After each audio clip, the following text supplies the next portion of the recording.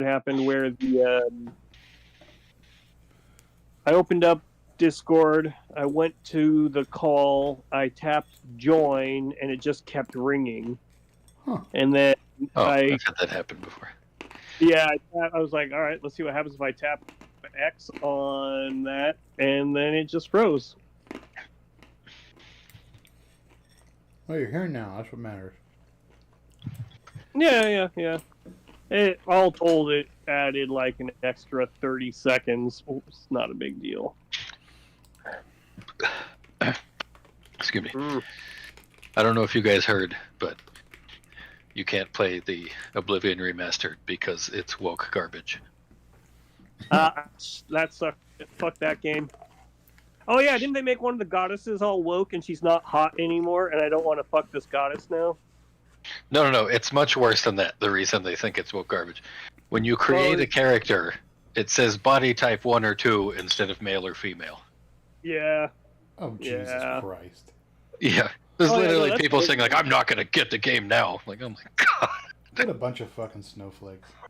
Yeah, no. I see that kind of stuff on Reddit, but usually the way that I see it, is through a Reddit that's all about just pointing these things out and being like, ha ha ha ha ha. Oh god. Yeah. But seriously, it's great. I just got to level 10, which means I can do the Shivering Isles now, which is definitely the best part of the game. See, the thing is, cool. I bought Oblivion like a year after it came out, and I still haven't played it. You got to return it because if you play it, you're supporting the liberal agenda. No, this is pre-liberal agenda bullshit. Like, I don't want to play the remaster. No, I never played the original. I bought the original right after it came out, and I never played it. And so now I don't want to buy the remaster. I never played the original that I fucking paid like $50 for. Then for sure play the original because you get the good old-fashioned male-female bodies. And, of course, the female body is fucking hot. None of this woke-ass shit where they got muscles and stuff. And then the goddess statue is... Because I saw this morning. People were complaining about the statue. That's why I thought you were going to talk about that, Brian. The statue in the original one looks like someone actually compared it really well. They said it looks like she's welcoming you to a Pizza Hut. And then like the second one, like in the remake, this statue looks badass. Like got a big old spear and a dynamic pose and all that kind of stuff. So yeah, but they're like, it hides her cleavage. It's like, but. Yeah, it's just a statue, my dude. It's so ridiculous that they're refusing to play a game because it doesn't say the word female on the screen for 2 seconds. Oh, but they have no problem with Baldur's Gate where you can just straight up put a vagina on a dude. Yeah, no, so here's the thing. They are playing the game. They're just saying they're not because you know what I mean? Like true. That's the thing about all of these right-wing grifters or whatever is they're playing the game because they enjoy doing it. They just hide their Steam status or whatever while they're playing it. And then the people who are following them and are complaining about woke video games destroying the industry are just silently not telling anyone that they're playing it because they are. Because these games rule and they know it. And and they fake outrage and they've tried to watch like I don't know if you know it or not, but we are smack dab in the middle of Gamergate 2, and it's all about adding trans stuff to games to make us all faggots, and it's just like, guys, calm down. No, they just like. What? You're cutting out. You're cutting out real hard. Ah, shoot! Is it the my internet? Yeah, it's not like a thing rubbing on the microphone. It's like a connection thing. You're roboting. Let me try something real quick. I'm gonna hang up momentarily. So I mean, what a fucking this is the faggot, same.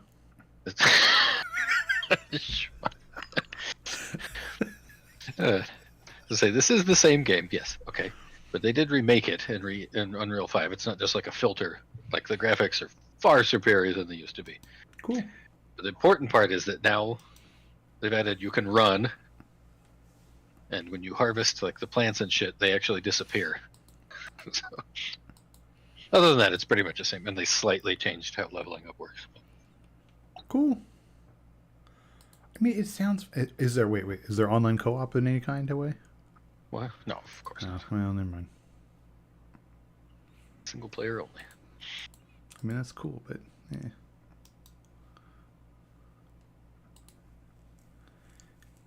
It is really good.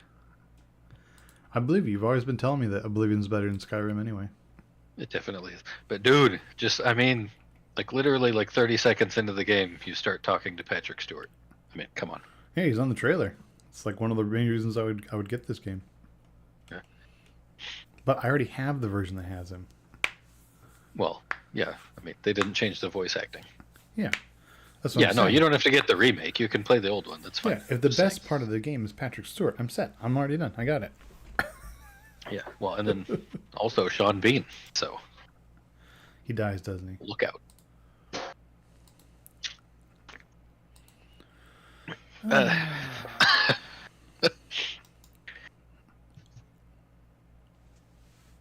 I mean, he's not the one. It's not really. It's like right at the beginning of the game. Patrick Stewart dies like almost immediately. Yeah, I've heard that too. Yeah. And you're never going to play. And if you do, you're not going to remember what I'm about to say. Sean Bean dies, but at the very end of the game. So, is the game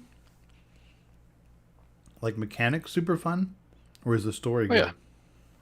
Yeah, both. They're both good.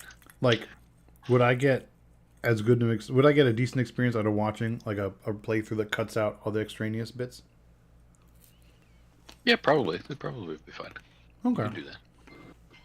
Oh yeah, there's a whole bunch of if you like watch like a video of like just the main quests, because there's like hours and hours and hours of not main quest. But the main quest isn't that long, honestly. Because I'm asking because I hear how amazing OG Final Fantasy VII is. But I tried playing 1 and 2.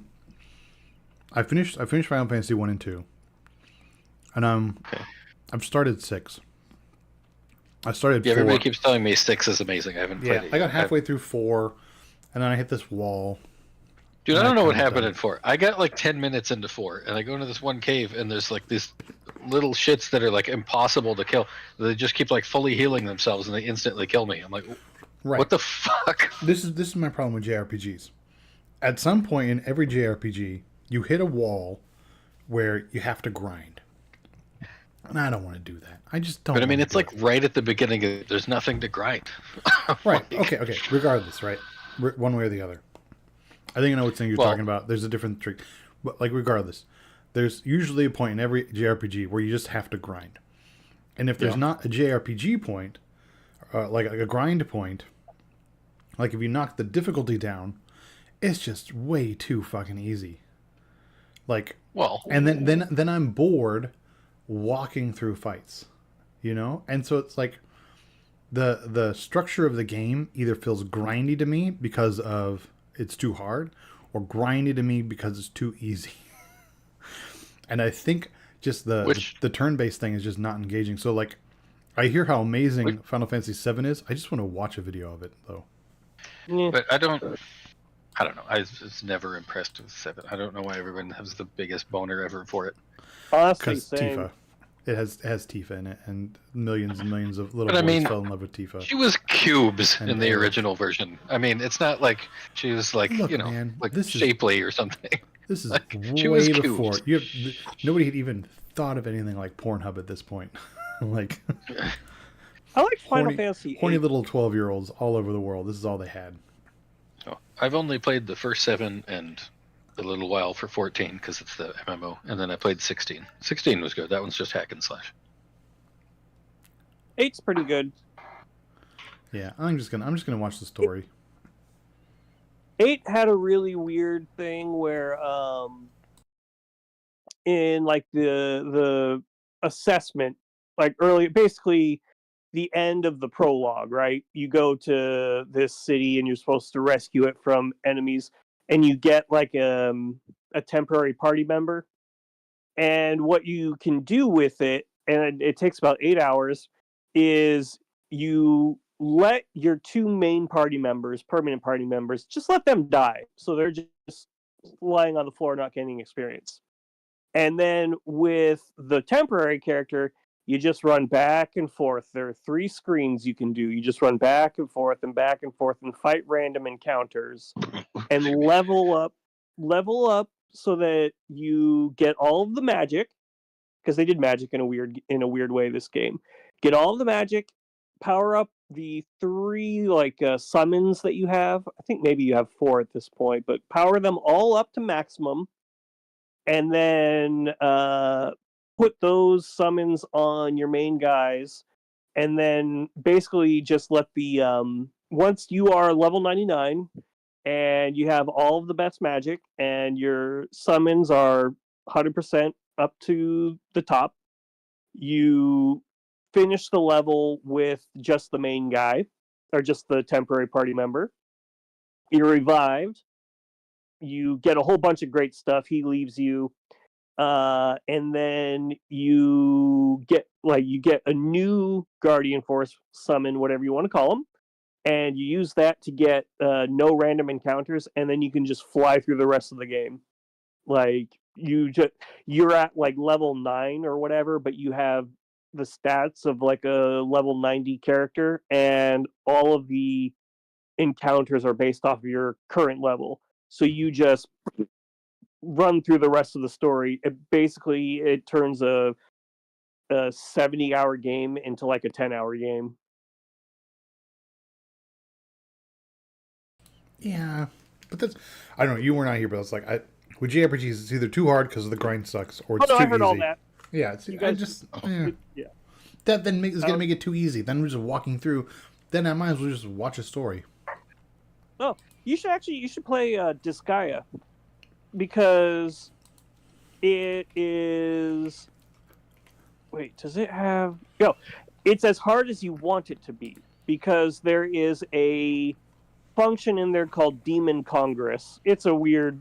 The plot is basically you are an evil overlord of a hell region, and you can do whatever you want. But at a certain point, you unlock like the legislature of hell, and you can put bills before it.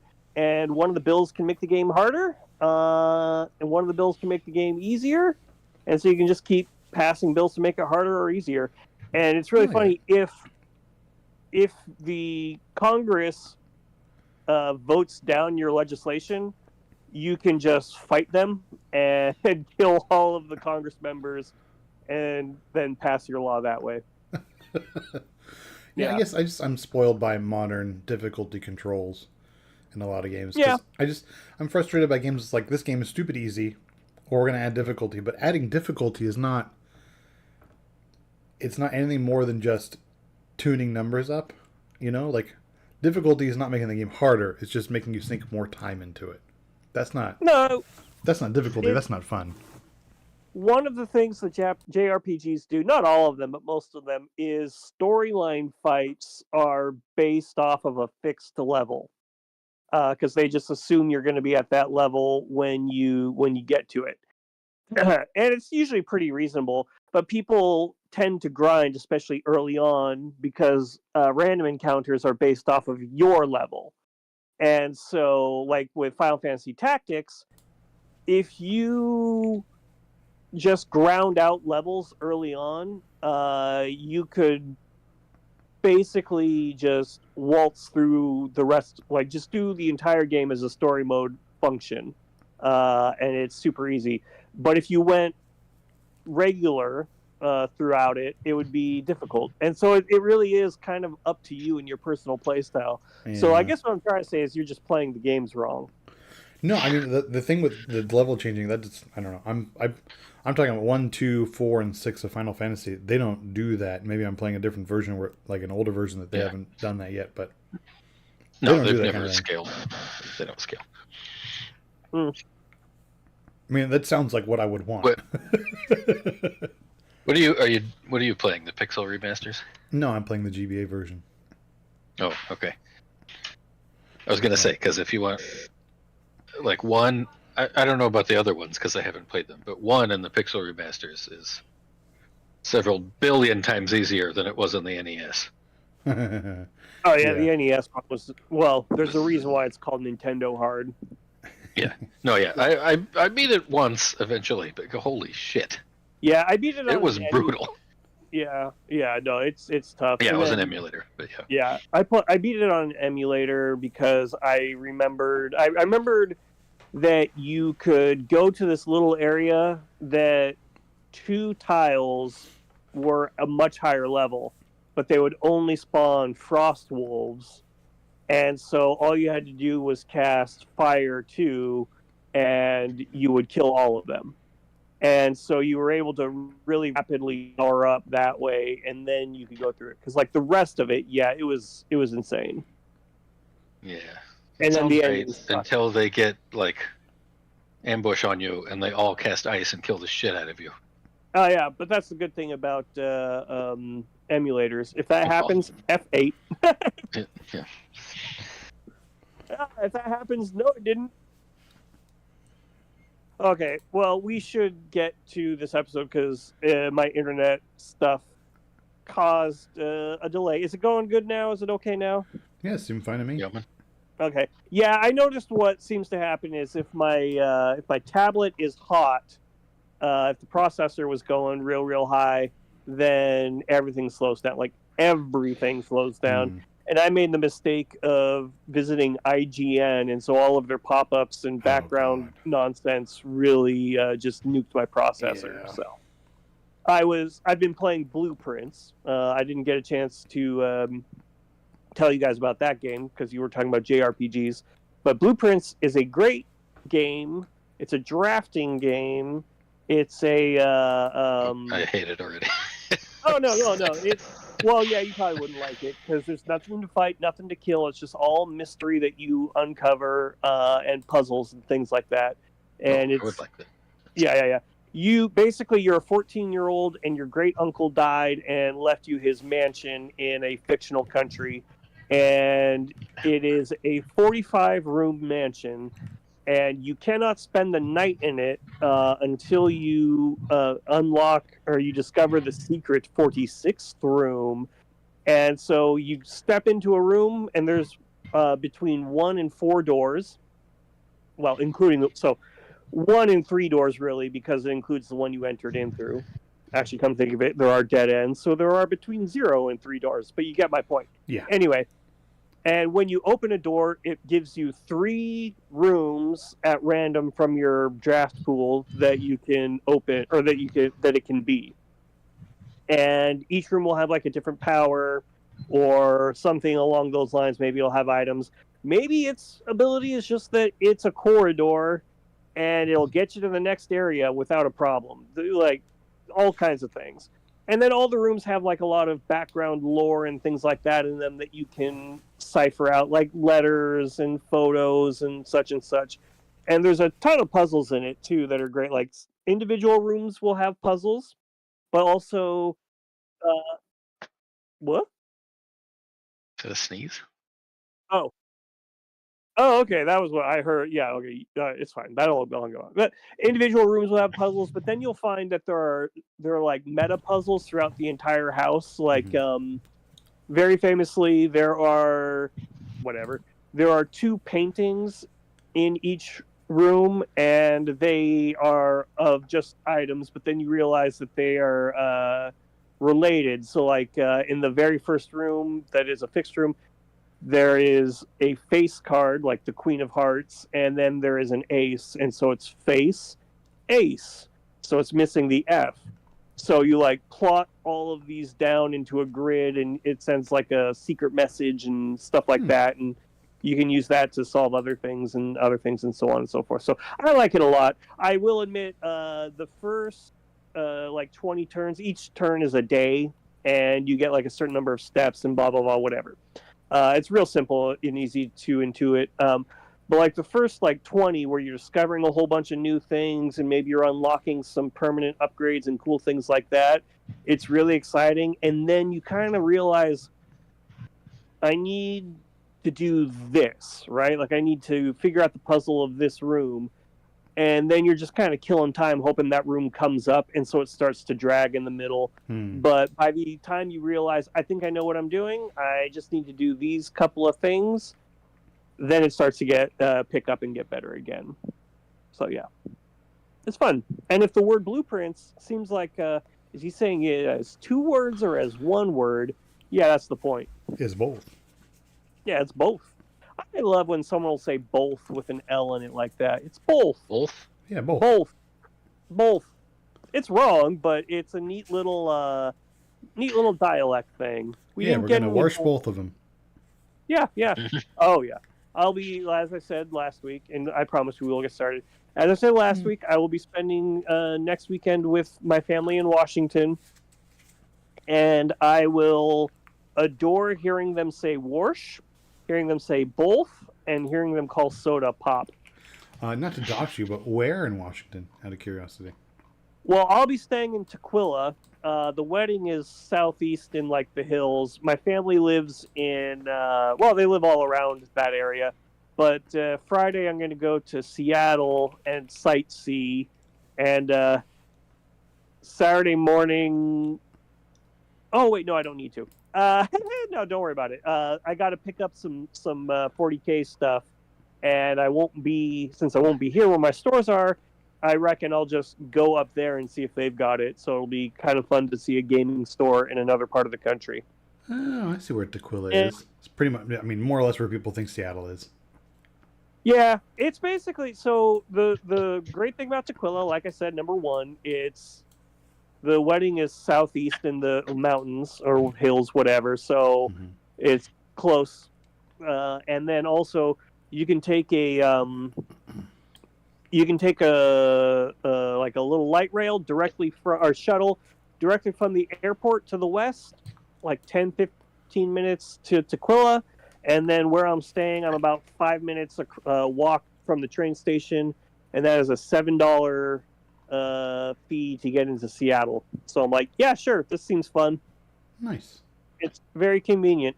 I had many offers. Would you like to stay with us? And I was like, no. I like my family a lot. I really do. But it's like, this is the one vacation I'm going to get. I kind of want to do sightseeing and not be an imposition on anyone. So, yeah. So, well, I'll be interested to hear what it's like. Because that area kind of in the hills out of Seattle is one of the places we're looking at to like escape if it gets too expensive here. Let me tell you right now, it's going to be just as expensive there. I mean, in Tequila in Seattle, yeah, but no, we're talking like towards Mount Rainier, the houses are $500,000 or $600,000.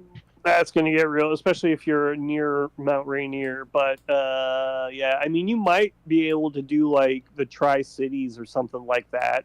But also, that's a lot of rednecks. Essentially, all right. Here's your guide to Washington.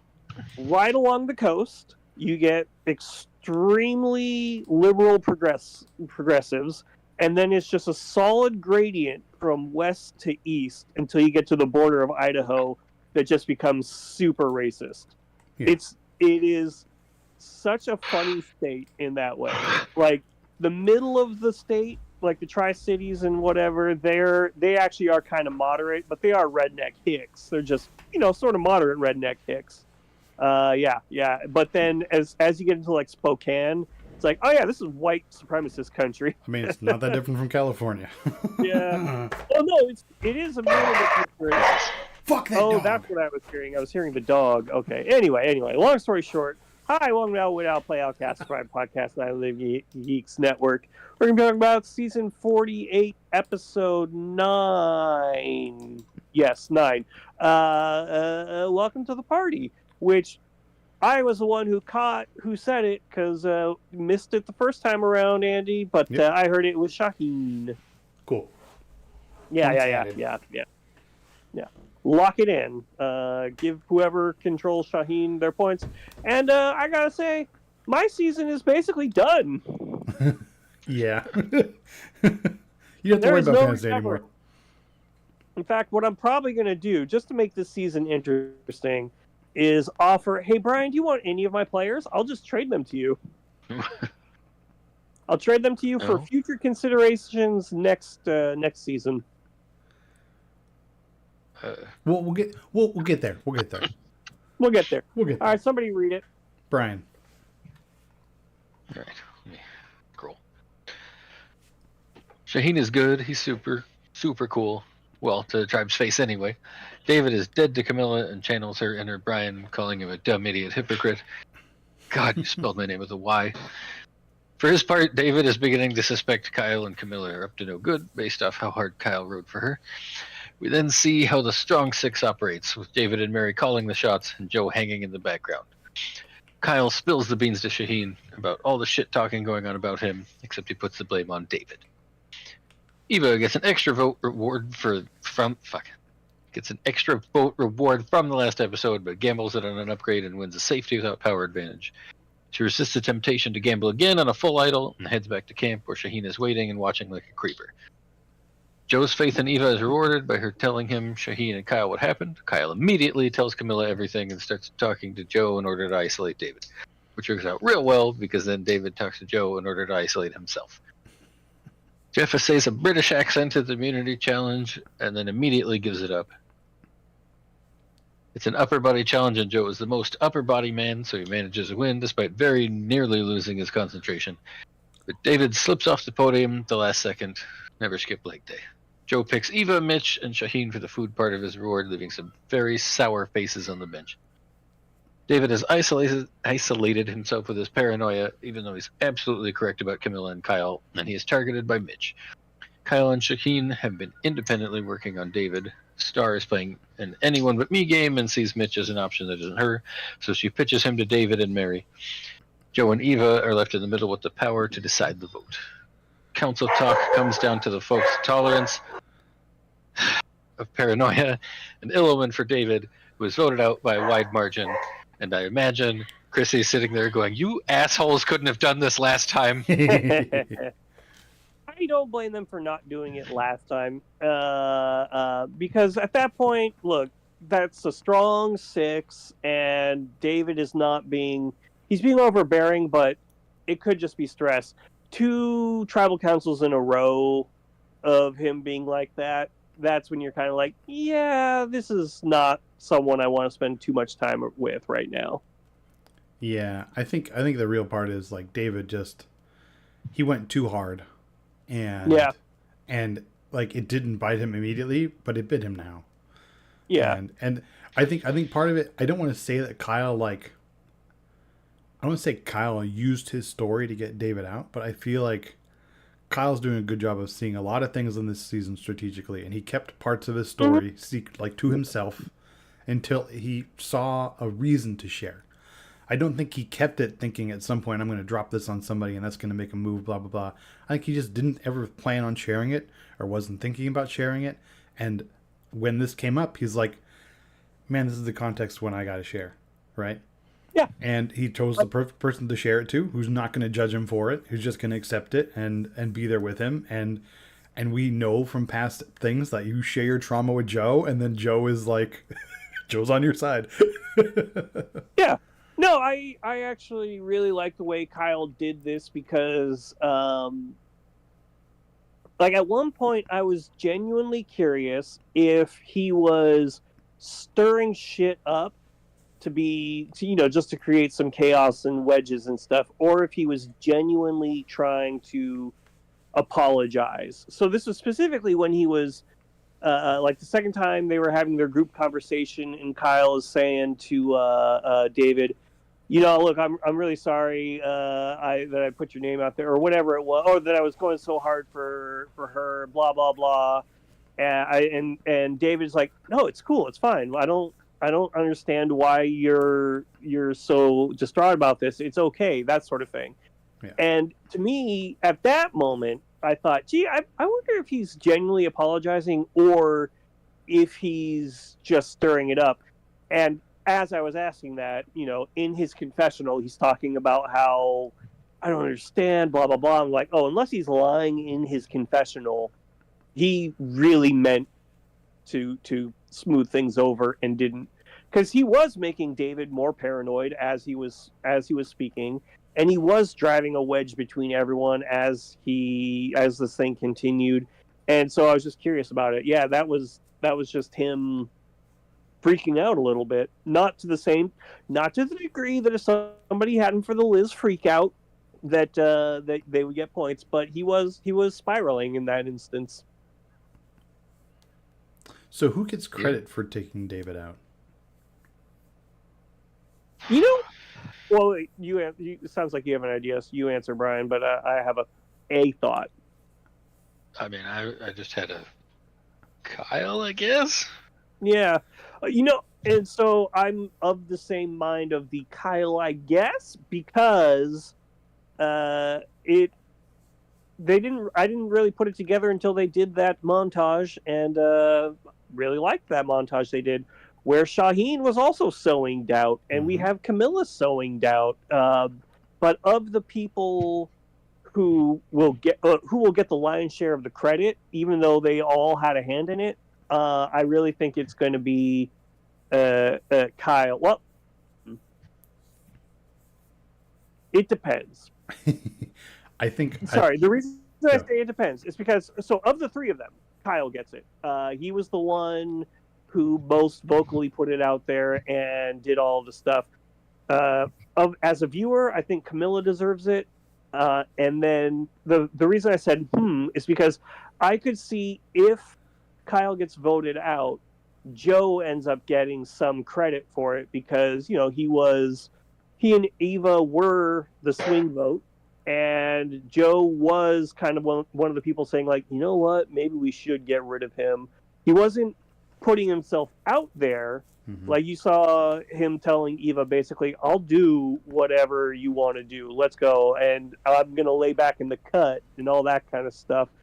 But I really feel like they kind of came to an agreement together, like, yeah, let's just get David out and we'll just do it. And even afterwards, David didn't realize it was them that flipped. I mean, mathematically, yes, it was. But he was saying, oh, Kyle and Shaheen were working together and they flipped on me. And it's like, oh my God, dude, you still don't get it. Yeah. I mean, this thing, in terms of who gets the credit, like, it's probably visibly going to be Kyle, right? I think Shaheen gets a lot of credit, but it's hard for Shaheen to get credit, right? When you just have these little bits of conversation all over the place, even if you're being intentional about it, like, and I was trying to figure out how to articulate it, and I was listening to Jeff's podcast, and he has Rachel on there, and Rachel, she articulated it pretty well. It's like, when your game plan is to make other people think it was their idea, it's then hard to get credit for that at the end. Yeah. Right? Yeah. It's hard to go back and be like, you all had these ideas because I made you think you had this idea. It's hard to prove that, like, retroactively, to be like, 2 weeks ago when this happened, you thought it was your idea, but really it came from me talking to everybody. Like, that's tough. And that's tough to convince people in a tribal council at the end. I wish... Oh, go. Oh, I was going to say, yeah, no, I concur. Like, he's playing a very... Like, so, you remember a couple seasons ago we were complaining that everybody was just not doing any goddamn thing, and it was just going to be the first person to make a move? Yeah, well, I don't think it was that one specifically. But regardless, like, there have been a couple seasons lately where it's just like, oh my God, everyone's trying to fly under the radar. Yeah. And not do anything, not offend anyone. Now, in this case, Shaheen is trying to fly under the radar, but he's doing enough. And unfortunately for him, he's getting away with it because he's not going to get credit for it. Yeah. And that's just really funny to me that he's playing such a subtle game that other people are getting the credit for, even if even if he is the one 100% responsible for it, other people are going to be getting the credit as a result of these moves. And that's just really funny to me that he might get to the end and like, I was the secret mastermind. He'll be like, bullshit you were. And then they'll Yep. be watching it at home and going, oh, wow, he was the secret mastermind. We should have given him some money. Yeah, maybe you should have done a little fucking better. And that's on us. Yeah, I wish we got more confessionals from Mary. I saw something on here, like I got trying to find it again. How Mary's like one of the first people since episode 41 to not have a confessional in 2 episodes post merge. Like she didn't have a single confessional this episode, and there's another episode earlier after the merge that she didn't have a single confessional in. And I really want to get her perspective because she was able to, quote unquote, get herself into the strong 6 and really be like the worm tongue in David's ear. I feel like David would not have been half as paranoid without Mary. And I want to know how intentional that was of Mary. You're right. And David and Joe and Eva are all talking about how, we're always used as meat shields and we're tired of it. It's like, that's what Mary's doing. David, Mary is using you as a meat shield and you're happily letting her and you can't see it. Like, you're talking about the strong 5 or whatever, and then you want to bring her in. Why? She does not meet any of your fucking criteria. And so I really wish we got some of Mary's confessional because I want to know how much of what she's been doing is intentional and how much maybe she just got boned. Like, I like to think there's some intentionality in what Mary did here, but maybe not, Because she even did it. She's like, the other 4 of them are going to come for us. They're going to come for you and me, David. It's like, what? Yeah, I'm wondering because to me, just from, like you said, without her perspective on it, it almost feels like David just picked her because he picked her. You know what I mean? Like Yeah. it just seems like he's like, she seems nice. You're now my number 1. And in fairness, she is a canny enough person that if somebody did that to her, she'd be like, sure, I'm your number 1. I'll be that. You can be the blade of armor for me. Yep. Oh shit! I gotta be right back. Sorry. Sorry. Middle of the episode. That's fine. I'll actually. Oh man, I'm gonna have to actually pay attention when I edit now. Because usually what I'll do is actually, you know what? No, we can just talk Survivor. So, yeah, and he'll be back. No, okay.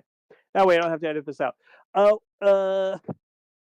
I really liked, and I'm wondering if you liked it. I think you did. I'm going to bet $5 that you actually liked this, where Mitch was teaching Star how to swim. Yes, I did like that. Yeah, you owe me $5. Yeah. No, like that was fun, right? It's just like because last episode we didn't get a lot of Mitch and Star. They just kind of like hung in the background because they weren't really on the block. This time around, Mitch was on the block, and Star kind of put him there. In my opinion, it's because she realized, look, it's him or me, and I'm going to make sure it's him. Nothing personal. But yeah, it's just I thought that was kind of neat that he was just like, all right, here's the motions, and he taught her the breaststroke. That feels like I don't know. I learned the one where the arms go freestyle. Yeah, that's what it's called. Okay, yeah. I don't know. Yeah. That's definitely the simplest one. Is the freestyle. I think it's the fastest one too. I don't know why you wouldn't start there. Yeah, it feels really easy, and she's got really long arms. But I'll say this: Mitch is a PE teacher. I'm sure he knows more than we do. Maybe it's the breaststroke is an easier one for a first timer. Although I gotta be honest, I don't know how to do it. I took a bunch of swim classes when I was like 5, 6, 7, 8. That's how you have to do it if you're underwater completely. Nothing else is really going to work. But oh really? Well, I didn't know that. I mean, just if you're just like swinging your arms while you're like fully submerged, you're not going to move very much. Oh shit! All right. Well, thank you for teaching me that because otherwise I would simply drown. I make it my goal. Like I really do feel like I would be the Star in this situation where it's like, yeah, I mean, I know how to swim, right? Like I can go in a pool and do a lap badly, like I'm not gonna set any records or anything, but I could go back and forth and back and forth. But if you put me out there in the ocean, I don't know what the fuck I'm doing. Well, That's all good. We were talking about Mitch teaching Star. Oh yeah. Yeah, cute. That's nice. Yeah. That was heartwarming. Yeah. And I appreciated her unsentimentality of like, and her survival instincts. I don't want to go, and as I was saying to Brian, it's probably going to be him or I. So I'm going to make sure it is him. And I know I should have said me instead of I, but whatever. It's too late. I did like the way she ran up to them. She ran up to them and said, "Hey guys, what are you talking about?" Yeah. Hey, she's always really positive and happy. And I like Star. Yeah, now that she's comfortable, she's great. I love her. She was saying great stuff at Tribal Council too, where what's it? Camilla says something very roundabout and circumspect, and then she just blows up the spot. And just like, I love that. I love Camilla. Camilla just said, "If you vote for me, if you put me on the jury, I'm not voting for you." And it's just like, yep. Yeah. I love that she was just laughing. She's like, "What are you laughing at?" She's like, "You were just so blunt. Don't you know how to do this? You're supposed to fucking like jog in circles around the question and not ever answer it." Yeah. Here's the thing. So I don't think she's gonna win, unfortunately. But no, if she wins, hasn't done anything. Well, no. So here's the reason I say it. There's a strong 6. There's a core 4. There's a big 5. She is none of that. If she gets to the end with, say, it's if it's Joe and Eva, she loses. But if she can get to the end, I think she could make the case of like, look, you guys were all working together this entire time. I had none of you, but I buckled down. I stayed in. I kept my head in the game. I didn't panic. I worked around. I made some minor moves. I didn't make any big moves because then that would put a target on my back. But I did this, and I did it all on my own. And she could maybe pander a little bit. Like she has these connections with people because she's actually been talking to them now that she's settled in and is comfortable. Mm-hmm. And also, I not to put too fine a point on it, I think she was playing a tribal game when it was tribal, and now that it's individual, she's playing an individual game. It's like, why do I need to get to know these people if they're not on the jury? Now that people are on the jury, I need to get to know you. So you saw her interacting with Cedric, and she knows how to work him. And I could easily see her making a case to someone like David, like, look, I mean, I went with the group, but I played an honorable game. I never backstabbed anyone. I told you it should be Mitch, and I never promised anything to Mitch, and so on and so forth. So I think there is a good route for her, but it would require either A, breaking up that big, strong alliance and being the person to take over, or B, staying purely outside of it and surviving long enough to get to the end. Yeah, I don't think pointing out I was the biggest goat is really the best way to go. I think her tactic would be like, look, you all were, this alliance, that alliance, this couple, that couple, and all of you were happy to work with me, right? Yeah, and you all liked me. But look, there's no way in hell David's voting for her because she sucks at challenges. I'll be interested to see who he votes for if it's just like Camilla and Star and Mitch. It's Joe if he's still there. I guarantee you. I don't know. Playing the devil's advocate as far as her suckitude at challenges, she has been bad at most of them, yes. This one, yeah, obviously she was like one of, if not the first person out. But, Jeff himself said, like, you lose concentration for a half a second and you can just be gone in this. And if it was her, she was eliminated almost immediately. So I could just see that, all right, this challenge is on, and she just didn't have didn't have it locked in or whatever, and didn't stand a chance. So potentially, let's say she wins 1, maybe 2. She could get what's his name, David, to say, well, she got 2, she got 1, she didn't win 0, and he won't know that it was a thinking person's challenge or a dexterity challenge or anything like that. He'll just see a necklace around your neck and be like, yeah. I don't know. I that said, yeah, I don't think she's gonna win. I think I was game planning that she might. I'm very like David was fine when he was in the game. A little annoying. I didn't like his hypocrisy here and there. I am really not looking forward to him as a juror. I get the feeling he's going to be the most bitter juror. I think he's going to be horrible. Hmm. The way he stared down Joe. Stared him down, too. Like, come on, man. Yeah. You knew this shit was going to happen. I mean, if the other 4 people are gone, what's he going to complain about? Hmm. You know? And I want, like, okay, I know you guys aren't that hot on Joe, but I hate it. I'm here or there on Joe. He's fine. Yeah, I'll give him the credit that he has lived up to his word, because when they wanted to get out Camilla, he said, "All right, well, I could be down with that." He didn't promise anything. He just said, "I could be down with that." And then when David starts challenging him on this, like, he's like, "Yeah." Or now that because I remember last week we were talking about, oh, why would he get rid of her? What blah, blah, blah, blah, blah. But it's like he didn't say he was gonna.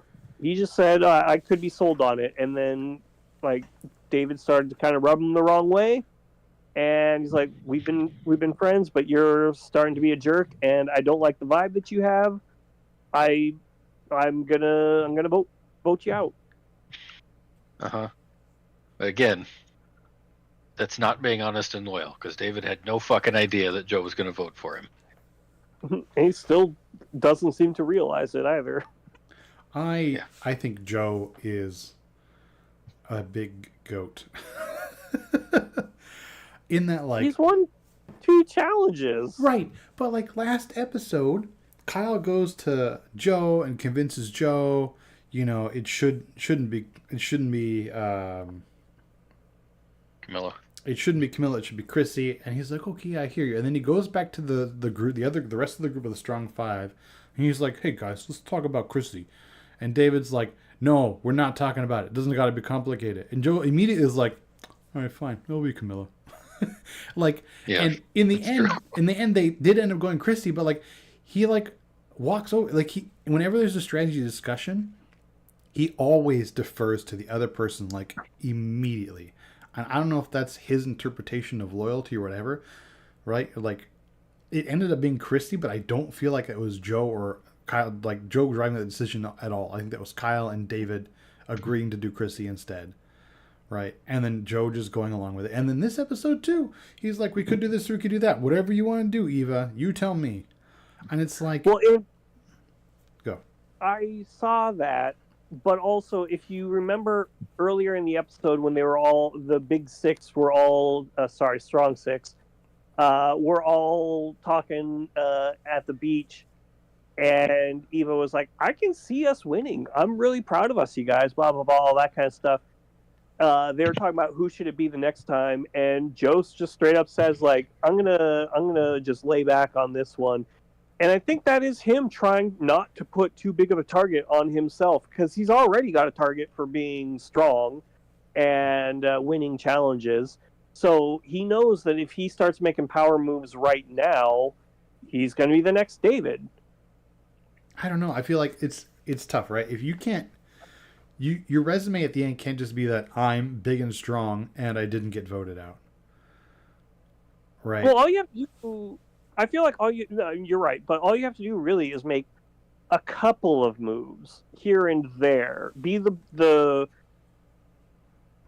the number 2 guy a bunch of times, and then be the number 1 guy just enough so that you can say, look, I made a move right here where it mattered.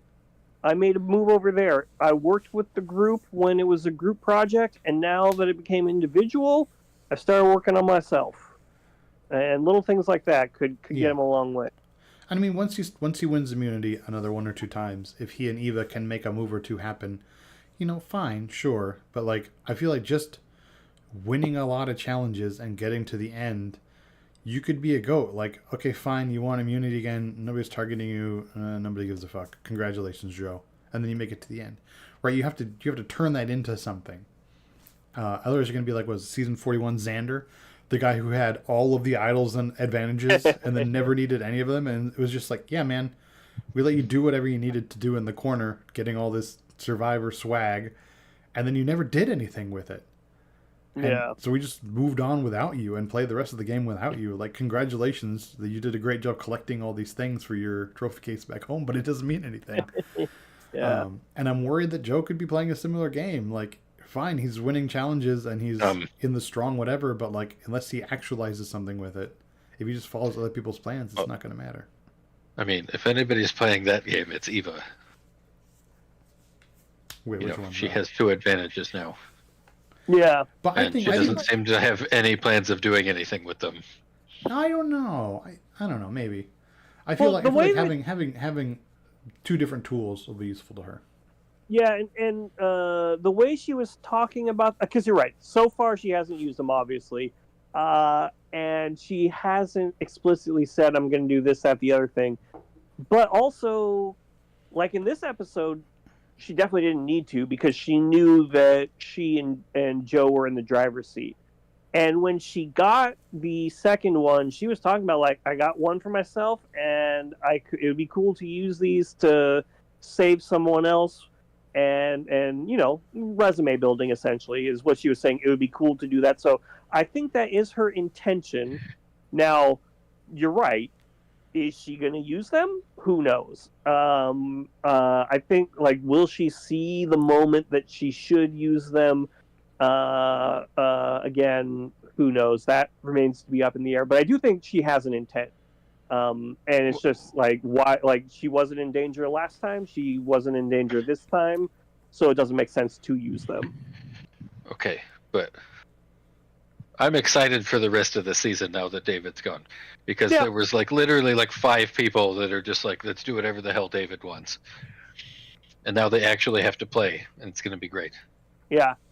So who we got that are dyads, teams, duos, whatever you want to call it? So you got Eva and Joe, obviously. Kyle, obviously.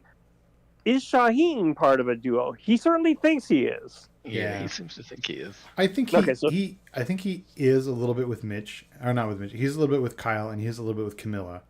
But the problem is he's the third wheel in both of those relations. It's just not. He's. I mean, he'll work with them. They'll work with him. They get along fine. But if push comes to shove, it's not going to be Shaheen that makes it through that. Well, it will, because there would be 3 people. They're allowed to have 3. Yeah. And I think that the 3 of them the 2 of them, Kyle and Camilla, realize we could beat this guy. Yeah, but I mean, if it's down to the 3 of them having to vote one of the 3 of them out, like, it's going to be Shaheen who goes. Of course. Yeah, if there's another, we're going to break people up into groups, or if they like Shaheen's making fire if there's 4 of them, or Joe's got immunity and Eva's got an idol. Like, okay, Shaheen's gone. Yeah, they will be quick to throw him under the bus. Star and Mitch. Yes, well, that's what my question is. Like, are Star and Mitch a duo, or are they just 2 individual players who are like, well, I mean, there's no one else, we may as well. Yeah, I think they're both just completely individual players, not aligned with anybody. I mean, Star voted for Mitch this episode, so they're not gonna be that close after this. I think they like each other, and I think if the opportunity aligned, they'd be happy to work with each other. I don't think Mitch is gonna be super pissed at her for voting for him, But I think it's one of those things like there's no friction, but they haven't established that working relationship that they need. Yeah, so Star is definitely just on her own, and Mitch works with people, but he's definitely not anybody's partner. He's just kind of the third wheel to everyone, or the fourth wheel if he was working with Kyle and Camilla and Shaheen. And then there's Mary. Mary's the only player left. We have to see what happens to her. So she was a part of a duo. I'm really interested to see where she goes now, but otherwise, hey. Otherwise, there's something about Mary. I think she has a road to the end of being the player they just couldn't kill. Yeah. And that's your story in Tribal, right? Like, I'm the cockroach of the season. Like, y'all smashed my tribe, smashed my ally. Like, I'm trying all these things, and it just gets pulled out from under me for not my fault, and here I am still. I like that one. Yeah, no, that's a good point. So Eva doesn't seem to know how close they are to the end game. She was talking about she very specifically or explicitly stated, I didn't want to have to make decisions like this early. What? There's 8 people left now. What are you talking about? Well, she was hoping. I mean, I think she was taking all this strong 5, possibly strong 6 stuff at face value, and she's like, yeah, fine, let's bring in Mary. Who cares? Like, and it's going to be Star, Shaheen, or Mitch. Like, I think she was saying that's why I think she has no chance of winning, because she clearly doesn't get. Have you ever seen the show before? I mean, alliances with that many people absolutely do not ever survive until the end, because they can't. Because people on the bottom of that alliance will be screwing themselves.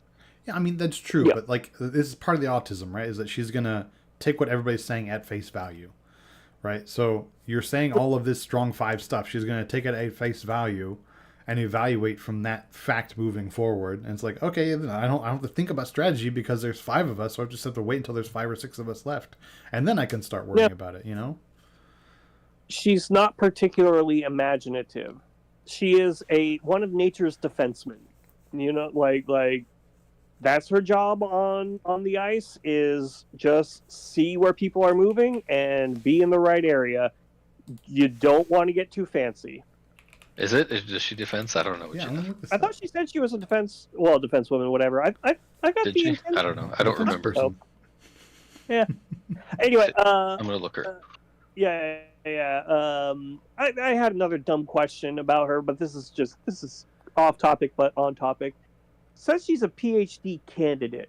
Yeah. Is that different from a PhD student? A PhD candidate is somebody who's working on their thesis.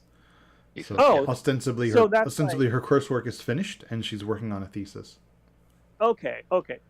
I asked that as somebody who got a couple community college associate's degrees and did not advance further. So that was asked purely out of ignorance and wanting to know the answer. Thank you. Yeah, you got it. So she might be teaching on the side. Yeah. Captain of the men's hockey team at Brown University, serves as NCAA hockey linesman. Yeah. Fluid and thermal science engineering. Jesus, girl. Yeah, this just keeps saying, like, she played on the men's hockey team. Like, yeah, okay. I get that part. What did she do on the team? Yeah, D, defenseman. Oh, okay. Shoots right-handed. I say, if she was a goalie, oh, man, she's a right-handed D? Wow, good for her. What a weirdo. Right-handed defenseman. Oh, every team needs a right-handed defense person. I mean, also a woman playing on the like. Yeah. This is what's crazy about sports. Like, it's literally like 90% of the population is right-handed. How are there so many left-handed people in sports? It's ridiculous. Yeah. Well, you gotta be. That's a good question. I think that for defense, I mean, think about it. You only got 6 defense, and you want a right-handed person on the right side. So really, you've only got 3, and so high-quality people. I don't know. Maybe they just shoot more, and so people go into the forward position and don't really know how to do the defense. I don't know. That's really interesting. I am curious why it is. I just know that every team, whenever the draft comes up, they ask, well, so what are you looking for? Like, well, we're thinking we could use some help on the back end, maybe get a right-handed shot. And it's like, every team needs, and then every single time there's a trade deadline, it's like, well, we'll see what's out there. And it's like, oh yeah, this big booming right-handed shot on the blue line is up for trade. It's like, time to go fucking pro, Eva. Yeah, there's new PWHL expansion team. Get in there. Yeah. Oh, I do kind of wonder about that, like where it's like, yeah, I mean, there you could go pro now if you want. Maybe she just to play on the men's team. I don't know. I mean, she's 24, 25 already. I think she's too old for starting pro hockey. Yeah. And on top of that, if you've decided, yes, I want to be an engineering student, and like I want to get a PhD in engineering. Yeah, I'm pretty sure a career in thermal and fluid dynamic whatever engineering's probably going to pay better. Than women's hockey. Yeah. But it is neat to be able to say, like, yeah, no, I played hockey at a high level and then just chose not to go. Like, not to get too far off topic, but one of those players on the Miracle team never even went pro. He was a college player. He won gold medal, and he's just like, you know what? It's not going to get any better than this. And he just dipped out. Yeah, it's like, yeah, I want to say that was a Ruzioni. I don't remember for sure. Call it good enough. Okay. See, but I looked it up. Yeah. I did the search. So, yeah, I was actually correct. About 10% of the world is left-handed. And 62% of NHLers are left-handed shot. Wow. What the hell? How is that possible?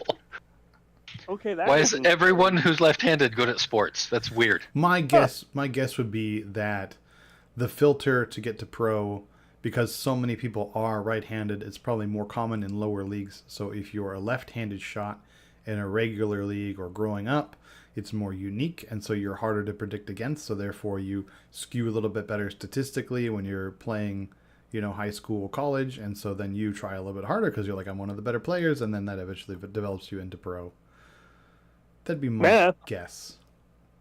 Or they're just all genetic freaks, because at this point, the thing is, almost everybody in the NHL is an outlier, right? Yeah. When you talk about professional sports, they're all the outliers. So there's a reason, something about them. They're not going to follow normal statistical patterns. If you're in a professional, if you're a professional athlete. Well, I'm going to ask some smart sports people that I follow online. Hey, what's up with that? Anyway. All right. Is there anything else anybody wants to mention about this episode? I had my one dumb question, and I had that in my notes, and thankfully you guys had a good answer. We're not going to talk about David telling Joe, "You went back on your word," right? I mean, we referenced it where like that's why I mentioned. When that was a really stupid fucking thing to say to him. He could have said that to anyone else, and they would have been okay with it. It was a really stupid ass thing to say to Joe. I feel like that's one of the places where David lost. That is 100% why he got voted out, because he said that to Joe. A on the face value that pisses Joe off, right? But it also it paints the picture as David is being a little bit unhinged, right? Because fucking everybody did, David. You did too, David. Yeah. So like, it was a unanimous thing. Why are you trying to call Joe out and single him out and call him and this and that? Like, no, you did it, David. Eva did no, motherfucker. It's not like Joe went rogue to try to stab you in the back. It was a group ass decision. Yeah. And so like it wasn't even his idea. Yeah. So it's like you can't if you know the talk at camp is that you're paranoid, you can't lean into it. Like, he seems to me like, okay, so you know how in a lot of video games, like grand strategy kind of things, you can either fight the battle or you can sim it or auto battle it. You know what I mean? Yeah. Yeah. So, but if you sim it or auto battle it, you usually have a lot worse results. But like when you're near the end of the game, you're kind of like, I'm just gonna sim. But then you realize, wow, I lost a lot of dudes that I didn't need to lose. I feel like David was hitting that sim button a little bit too early. He's like, I can see the way that we get to the end, so I'm just gonna push a little bit harder. I'm going to hit that sim button to get the easy thing done, and not realizing that every time he did that, he was spending a little bit of his capital, a little bit of his goodwill.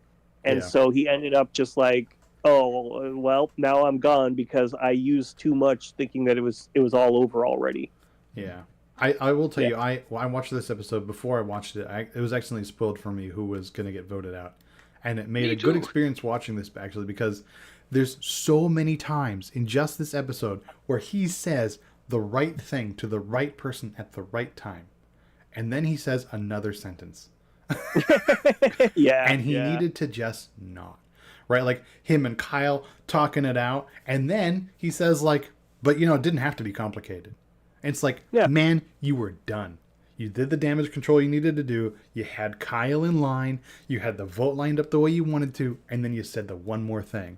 right? And like he had the whole conversation with Joe. He said what he needed to say. He got Joe in line, and then he said, "But you went back on your word." Like, man, you said you said everything right at the right place, right time. You had the awareness and vision to see what was happening. You read the room correctly, and then you said one more thing, and you should just fucking stopped.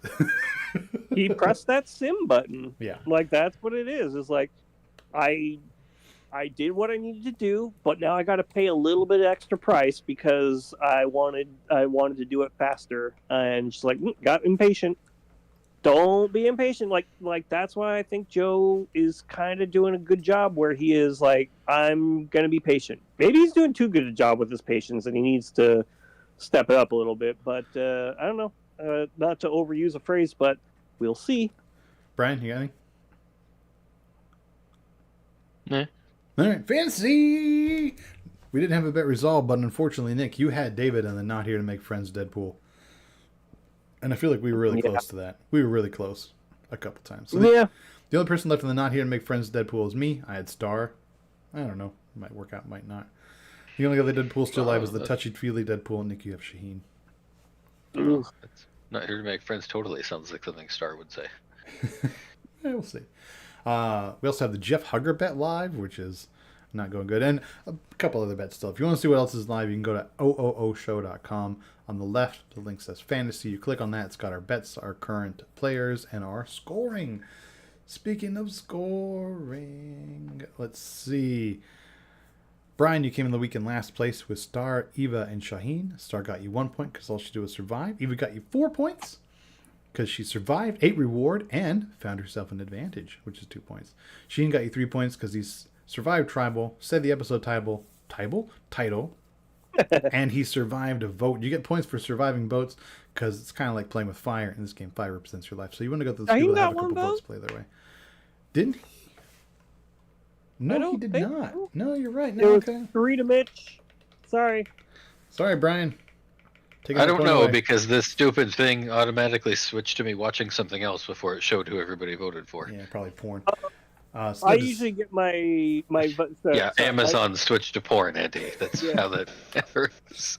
I figured it's your device, just probably the most likely thing. I get my vote counts from Wikipedia. They have a nice chart that shows you who everyone voted for and who was the person eliminated. It's very handy. Yep.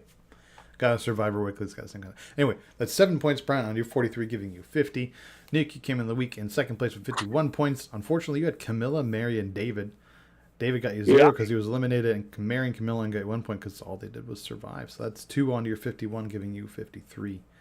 I came in the week in first place with 79, and I had Mitch, Kyle, and Joe. Kyle got me 1 point because he survived. Kyle got me 4 because Joe got me 4 because he won the immunity, ate food, and survived. And then Mitch got me 5 because he survived 3 votes sent his way, 8 reward, and survived trouble again. So that's 10 onto my 79, giving me 89. And Joe won a feast. So Joe has the hardest part of the Christian. I never thought we'd get to the point where winning a feast was the hardest part of the Christian half trick. You'd think finding an idol would be the hardest, but no, that happens more often in an episode than more often a season than winning a feast now. Yeah, because there used to be very few of those out there. Now you trip over them. Yeah, so I don't think Joe might make Jeff laugh, but I don't think Joe's finding an idol this late in the season. So yeah. Okay, so Brian, you don't want Camilla? No. Okay, we'll wait. I don't think she's gonna survive much longer. Yeah. All right. Well, I like Camilla, but I don't know if she's getting points. All right, we'll wait until somebody gets eliminated. Then I'll just trade you someone. You have monster. You got to replace David. Do you want Jeff or one of the zombie players? I'm taking Jeff. All right. Because he's already said the episode title once, so maybe he'll do it again. But yeah, I'm not throwing, but this is the only way to keep it interesting. Yeah, it's one of those seasons, man. I don't know. I'd say carrying me, and I guess now Mitch is going to do it. I'm telling you, unless the list next 2 out are Joe and Kyle, it's over. Yeah, it's. Yeah. Okay, well, that basically wraps it up because there's no one to add or drop or trade. So, Yep. All right, we'll see everyone. Well, you guys will see everyone next week. I will see everyone 2 weeks from now. So yeah, all right. Have a goodbye. Bye. All right.